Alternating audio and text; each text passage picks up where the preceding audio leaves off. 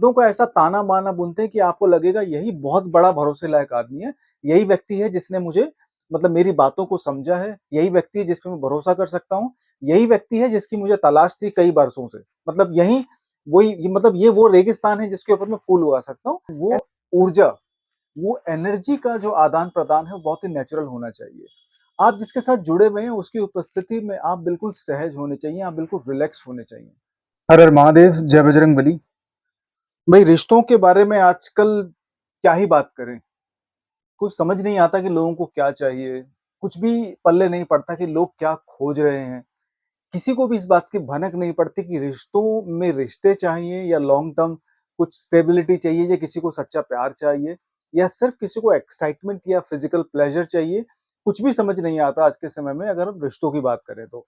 और रिश्ते इंसान के जीवन का बहुत ही महत्वपूर्ण हिस्सा होते हैं और मुझे लगता है कि रिश्ते अगर जीवन के उद्देश्य को थोड़ा-सा साइड में रख दिया जाए, तो रिश्ते दूसरी ऐसी चीज़ होंगे जीवन के लाइफ इंसानों के जीवन में जो सबसे ज़्यादा महत्वपूर्ण होंगे। एक इंसान के सबसे ज़्यादा जीवन में जो महत्वपूर्ण चीज़ होनी चाहिए वो उसके जीवन का उद्देश्य होना चाहिए, ठीक है? उसका खुद से रिश्ता होना चाहिए, उसके बाद कहीं मैं इन चीज़ों को मानता हूँ कि भई आपका पारिवारिक रिश्ता या आपके सांसारिक रिश्ते जो भी हैं, वो सेकेंडरी या टर्शियरी लेवल पे आते हैं। लेकिन प्राइमरी आपका जो है वो आपका जीवन का उद्देश्य होना चाहिए। लेकिन फिर भी हमारे समाज में, इस धरती पे, हिंदुस्तान में, भारत समाज में ऐसे लाखों करोड़ों लोग हैं, जिनको एक सच्चा जीवन साथी नहीं मिला, सच्चा प्यार नहीं मिला। उनको कोई सच्चा रिश्ता निभाने वाला कोई दोस्त नहीं मिला और कभी-कभी जीवन उनको ऐसे कड़वे घूँट पिलाता है कि उनका रिश्तों से भरोसा उठ जाता है। और आजकल तो जैसा कि मैं सोशल मीडिया पे देखता हूँ कि रिश्तों को जोड़ने के, लोगों को मिलवाने के अलग-अलग ही नए पैतरे लोग अपना रहे हैं, नए-नए बिज़नेस के ये तरीके हैं, आइडियाज़ हैं। और पैसा कमाने का एक नया तरीका है, ठीक है, लोग आपको सर्विसेज़ दे रहे हैं लोगों के साथ मिलने की, आप मिल सकते हो, जा सकते हो, सोशल मीडिया है, बहुत सारी एप्लीकेशंस हैं। लेकिन यहाँ पे 2 से 3 चीज़ें जो मैं बोलना चाहूँगा जो बहुत ही इम्पोर्टेंट है और रिश्तों से ये चीज़ें गायब हो चुकी है और इन चीज़ों के बिना रिश्ते बिल्कुल अधूरे हैं, खोखले हैं, चाहे आप जितना मर्ज़ी एक्साइटमेंट देख लो, चाहे आप जितना मर्ज़ी फिज़िकल प्लेज़र देख लो, चाहे जितना मर्ज़ी नई टर्मिनोलॉजी यूज़ कर लो, ठीक है? चाहे mental connection, emotional connection, hookups, जो भी आप कह लो, ये सारी की सारी चीज़ें इन मूल तत्वों के बिना खोखली हैं। इन चीज़ों के बिना रिश्ते, इन मूल तत्वों के बिना कोई भी रिश्ता खोखला है, अधूरा है, बेमतलब है और अस्थायी है। एक सवाल मेरे पास कहीं से आया और सवाल ये है कि सर क्या आजकल जो हो रहा है, जैसे कि सोशल मीडिया पे एक नई कुछ स्कीम लेके लोग आए हैं या किसी के साथ भी रिश्ता बनाने के लिए लोग कहीं भी चल देते हैं पहाड़ों पे, ठीक है? और दिल्ली के किसी एरिया में चले गए, लोगों से बात करने की कोशिश करी, अपने बारे में बताने की कोशिश करी, दूसरों के बारे में समझने की कोशिश करी। तो एक वर्ड जो जिसने मेरे से सवाल पूछा है, उसने बोला कि ये हुकअप्स या मेंटल कनेक्शन का क्या मतलब होता है? और क्या ये शब्द रिश्तों की वास्तविकता के साथ कहीं मेल खाते हैं या सिर्फ़ ऊपरी तौर पे ये शब्द सिर्फ़ शब्द है? तो पहली चीज़ मैं आपको बता दूँ जो हुकअप्स जो शब्द होता है या मेंटल कनेक्शन जो है, इमोशनल कनेक्शन जो है, ये बहुत ज़रूरी है। हुकअप नहीं कहूँगा, हुकअप एक ओवरऑल टर्म होती है, आप किसी को फँसा भी सकते हो, इमोशनली मैनिपुलेट भी कर सकते हो, ठीक है? हुकअप आप किसी के साथ फिज़िकल प्लेज़र के लिए एक शॉर्ट टर्म रिश्ते में भी जा सकते हो, उसको भी आप हुकअप कह सकते हो। लेकिन इनिशियल लेवल पे क्या होता है कि आप बातें करते हो और इमोशनल और मेंटल कनेक्शन बहुत ज़रूरी होता है। लेकिन ये इकलौता ऐसा हिस्सा नहीं है किसी रिश्ते का, ये शुरुआती लेवल पे होता है।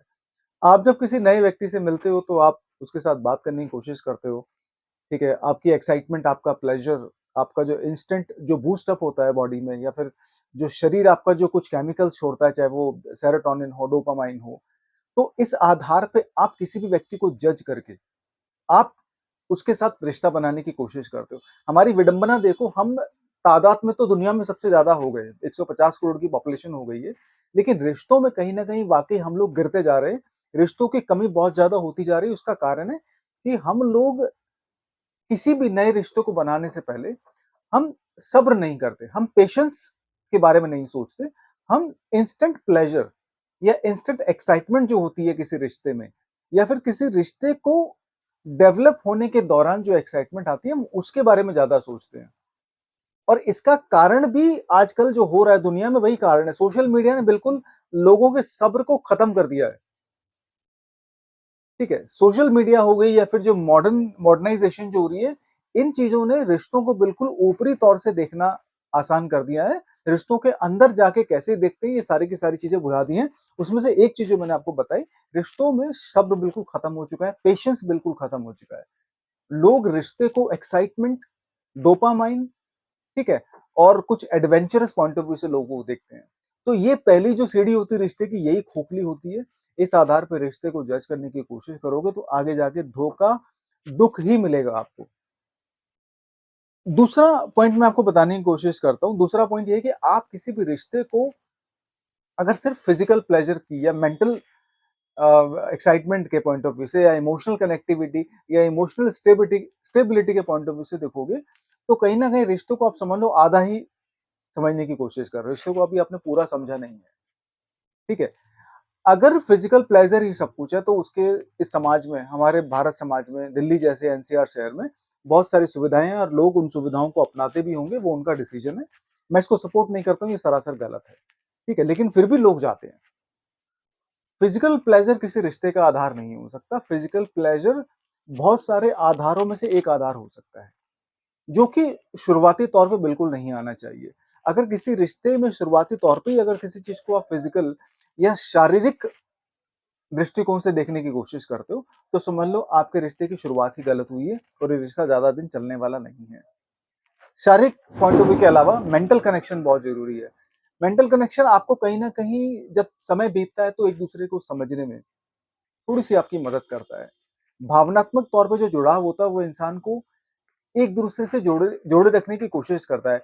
भावनात्मक जो जुड़ाव होता है इंसान का, वो कहीं न कहीं उसके चाल-चलन को बताता है कि ये व्यक्ति अगर बहुत वर्स्ट मूड में भी होगा, बहुत बेकार मूड में भी होगा, तो ये क्या कर सकेगा? बहुत अच्छे मूड में भी होगा तो ये क्या कर पाएगा? मैं इस व्यक्ति से जब दूर रहूँगा तो मुझे पता है ये इमोशंस की बाउंड्रीज़ को समझेगा और किसी गलत स्टेप की तरफ नहीं जाएगा, किसी दूसरे रिश्ते की तरफ ये नहीं जाएगा। तो ये सारी की सारी चीज़ें जो होती हैं इमोशनल कनेक्शंस कहीं न कहीं इनको बाँधे रखता है। हालाँकि करने वाले इसको मैनिपुलेट भी करते हैं। आज के समय में लोग इमोशंस को बहुत ही अच्छे तरीके से चैनलाइज़ करके चीज़ों को अपने फ़ेवर में करने की कोशिश करते हैं, लोगों का फ़ायदा उठा लेते हैं, लोगों को हर्ट करते हैं और जब कोई इंसान हर्ट होता है तो इमोशंस की ही बात होती है। अगर आप किसी को पैसों के लिए मूर्ख बना दोगे तो वहाँ चीटिंग कह सकते हैं आप, लेकिन कोई व्यक्ति हर्ट है, दुखी है, किसी को धोखा मिला है, तो व्यक्ति इमोशनल लेवल पे ही बात कर रहा है, भावनात्मक तौर पे ही उसकी बात करी जा रही है। लेकिन भावनात्मक जुड़ाव होना बहुत ज़रूरी है, ठीक है? एक आप जब एक-दूसरे के सामने होते हैं, जिसके साथ आप रिश्ते में हैं, तो वो ऊर्जा, वो एनर्जी का जो आदान-प्रदान है, वो बहुत ही नेचुरल होना चाहिए।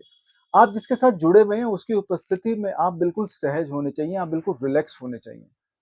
आप जिसके साथ जुड़े हुए हैं, जिसके साथ आपका प्यार जैसा संबंध है, उस व्यक्ति की उपस्थिति में आप बिल्कुल फ्री होनी चाहिए। आपको कुछ बोलने से पहले सोचने की ज़रूरत नहीं होनी चाहिए। आपके अंदर ये डर नहीं होना चाहिए कि जिस व्यक्ति के साथ आप रिश्ते में हैं, वो आपको जज करेगा या मिसअंडरस्टैंड करेगा, आपको समझेगा नहीं। तो ये सारी की सारी चीज़ें उस समय नहीं होनी चाहिए जब आप जिस व्यक्ति से प्यार करते हैं, उसकी उपस्थिति में हैं। तीसरा पॉइंट मैं आपको बताता हूँ, जो किसी भी रिश्ते का बहुत ही इम्पोर्टेंट और इकलौता या 1-2 पॉइंट्स में से कोई एक पॉइंट वो है, चाहे अब वो रिश्ता मैं यहाँ पे मैं आपको सिर्फ़ भावनात्मक रिश्तों की या पारिवारिक या मतलब सामाजिक रिश्तों की बात नहीं कर रहा हूँ, यहाँ की बल्कि ये जो शब्द मैं बोलने जा रहा हूँ, ये व्यवसाय के अंदर, ठीक है? और सोशल रिलेशनशिप के अंदर, पॉलिटिक्स के अंदर, बहुत सारी चीज़ों में इसका मायने रखता है और ये शब्द है ट्रस्ट।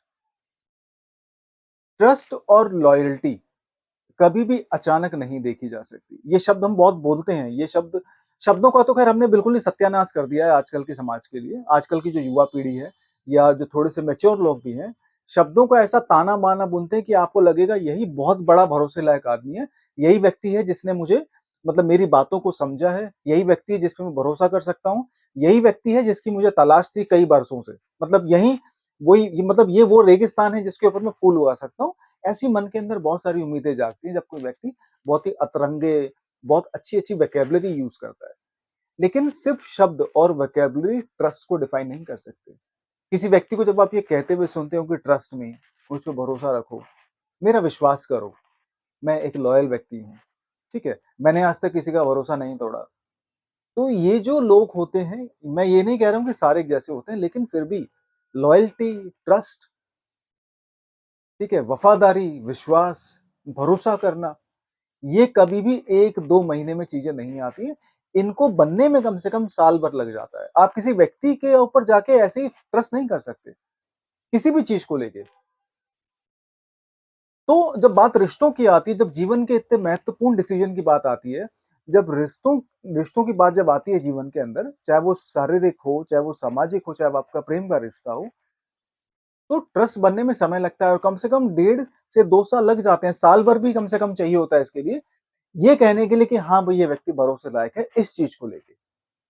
हर चीज़ को लेके नहीं कह रहा हूँ मैं। आप ये कह सकते हैं कि व्यक्ति लड़ाकू है, ये आदमी या ये मेरी गर्लफ्रेंड या मेरा बॉयफ्रेंड, हरदम इसका मूड खराब रहता है, ये हर वक़्त मतलब नेगेटिव मूड में ही रहता है, हर बात को लेके गुस्सा करता है।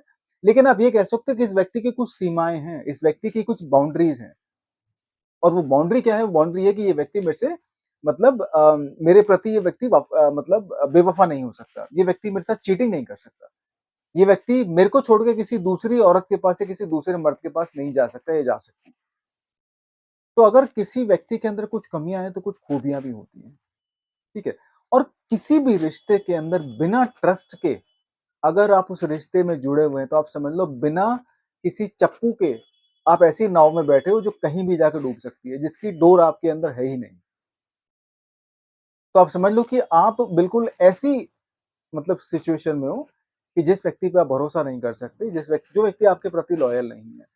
एक्साइटमेंट होना और अच्छे-अच्छे मोमेंट बनाना ये जीवन में चलता रहता है। जीवन है तो एक्साइटमेंट है। ऐसा नहीं कि गाँव में खेत में काम करने वाले 60 साल के लोगों के जीवन में एक्साइटमेंट नहीं है, एक्साइटमेंट है भई। ऐसा भी नहीं है कि कोई मज़दूर अगर कहीं ईंट के भट्टे पे काम कर रहा है, वो बिल्कुल अकेला है, कुँवारा, उसके जीवन में एक्साइटमेंट नहीं है। एक्साइटमेंट है। हर एक व्यक्ति की अलग-अलग एक्साइटमेंट होती है। तो जो आपकी एक्साइटमेंट है, हो सकता है दूसरे के लिए बोरियत हो। जो दूसरे की बोरियत हो सकता है वो आपके लिए एक्साइटमेंट हो। अगर आपको किसी चीज़ का अनुभव नहीं तो इसका मतलब ये नहीं कि उस मोमेंट का मतलब उसका जो एसेंस है वो ही गुम हो गया। नहीं, ऐसा नहीं होता। तो एक्साइटमेंट जीवन भर बनी रहेगी। जब तक आपकी साँसें चल रही है, सुख-दुःख, उतार-चढ़ाव ये सारे एक्साइटमेंट ही हैं।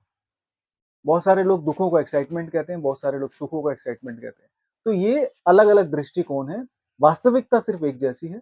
वास्तविकता हर जगह एक जैसी है। हर हर महादेव! जय बजरंगबली।